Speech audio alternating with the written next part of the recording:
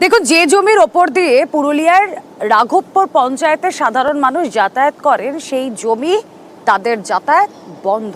কেন বন্ধ? তার কারণ সেখানে রেলের ডাবল লাইনের কাজ চলছে।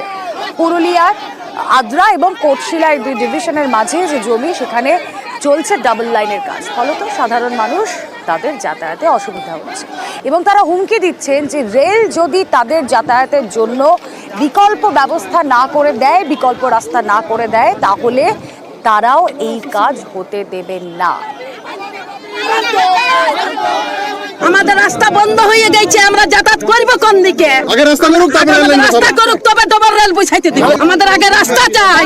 রেলের অনেক জায়গা পড়ে আছে, সেই জায়গায় যদি আমাদের কানেক্টিং রাস্তা না দেওয়া হয় এলএইচ পর্যন্ত আসার জন্য, তাহলে এত বড় একটা সারাউন্ডিং এলাকার মানুষ বন্দী হয়ে যাবে। আমাদের রাস্তা করে দেওয়া হোক।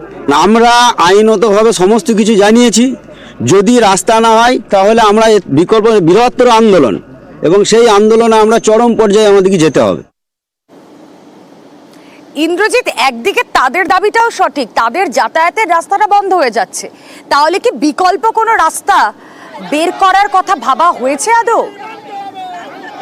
দেখো, সমস্যাটা হচ্ছে যে পুরুলিয়া কোটশিলা যে ডবল লাইনের কাজ শুরু হয়েছে, সেই যেখানে রাস্তা ছিল সেখানেই এই ডবল লাইনের কাজ চলছিল, এবং রেলের যে রাস্তা ছিল সেই রাস্তায় ব্যবহার করতো রাঘবপুর গ্রামের চণ্ডীতলা লেন, রাঘবপুর পল্লী, শান্তপুর পল্লী ও কপ্পুর বাগান এলাকার একাংশের মানুষ, প্রায় 10 থেকে 12,000 মানুষ এই রাস্তা ব্যবহার করতো। তাহলে ডবল লাইনের কারণেই এই রাস্তা বন্ধ হয়ে গেছে, কাজ চলছে, এবং স্থানীয় বাসিন্দাদের যাদের অসুবিধা হচ্ছে তাদের বক্তব্য যে রেল বিকল্প রাস্তা দেশ তাদের তৈরি করবে।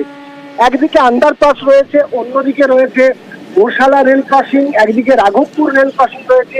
ফলে এই রেল ক্রসিং বা আন্ডারপাস যার জন্য যে রাস্তা প্রয়োজন সেই রাস্তা নেই, এবং একেবারে রেলের যে জায়গা আছে সেই জায়গাতেই তারা রাস্তার দাবি তুলছে। ইতিমধ্যেই তারা স্থানীয় বিজেপি সাংসদ জ্যোতির্ময় সিং মাহাতোর সাথে দেখা করেছেন, কথা বলেছেন, চিঠি দিয়ে জানিয়েছেন, ডিআরএম এর সাথে কথা বলেছেন, জানিয়েছেন বিষয়টি। কিন্তু তাদের যে দাবি, যে বারে বারে চিঠি দিয়ে জানানো সত্ত্বেও তারা কোনোভাবে কোনো ব্যবস্থা নেয়নি বা কোনো প্রতিশ্রুতি দেয়নি। এরই কারণে আজকে সকাল থেকেই তারা রেল লাইনের ধারে বিক্ষোভ দেখাতে শুরু করে, কার্যত তারা কাজ বন্ধ করে দেয়। তাদের হুঁশিয়ারি যে বিকল্প রাস্তা না দিলে তারা যাওয়া আসা করবে কিভাবে তাদের বাচ্চারা স্কুলে যাবে, কেউ অসুস্থ হয়ে গেলে স্বাস্থ্য কেন্দ্রে যাবে। ফলে একটা বিকল্প রাস্তা তাদের যে নেই সেটাও সত্যি, এবং এই রাস্তার দাবি তুলেই তারা তীব্র আন্দোলনের ডাক দিয়েছে।